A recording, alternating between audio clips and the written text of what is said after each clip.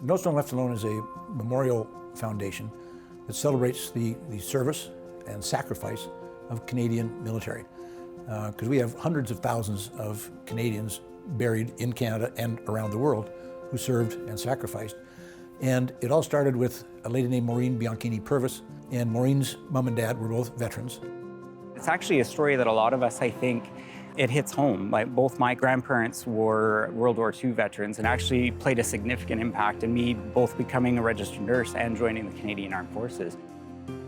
The real key is it's getting children to understand service and sacrifice. So school children are the most important component of No Stone Left Alone. And I think last year we laid poppies on, I think, 80,000 headstones by about 12,000 students across Canada and in other places around the world. And it just gets bigger and bigger and bigger every year. It's just the most spectacular organization that is sort of self-fulfilling. It just grows because everybody looks at it and says, I need to do that. I need to be part of that. This is something, you know, they get out of the classroom. They actually get to see and learn firsthand. It's not in a textbook. And I mean, there's textbooks everywhere that'll discuss the history and discuss service members and the previous conflicts that Canada has been involved in. But to actually walk through and look at different headstones in a cemetery, look at service numbers, look at ages. I was very lucky growing up. We had several World War II veterans in our community, and they used to come to our school, not just on Remembrance Day. And I learned a lot from those individuals. And I think seeing where we've been and what it took to develop Canada as a nation is extremely important.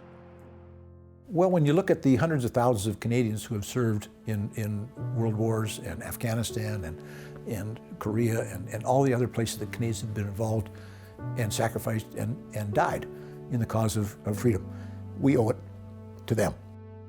My own personal experience, I spent 30 years in the Air Force flying fighters, and my own personal honor roll is about 48 guys who we've lost, who are friends, some very close friends. My son's godfather was one of them. They're worth celebrating because of what they meant to Canada, and that's important. We got to remember that, because freedom ain't free, and there's a price to pay, and we need to celebrate those who have been willing to pay the price and have paid the price. No Stone Left Alone, really what that means to me is community and history. Those are two things I think that's the emphasis, and I guess I can go even further to say it's paying respect and recognizing contribution. The impact that I think it's having and the growth that it's had in a very short period of time has been significant, especially with it reaching beyond Canada's borders. So I'm really excited to see it become almost a global community of people that are educating their youth and understanding this is things that have happened over the years, and maybe we can learn from history as a result of it.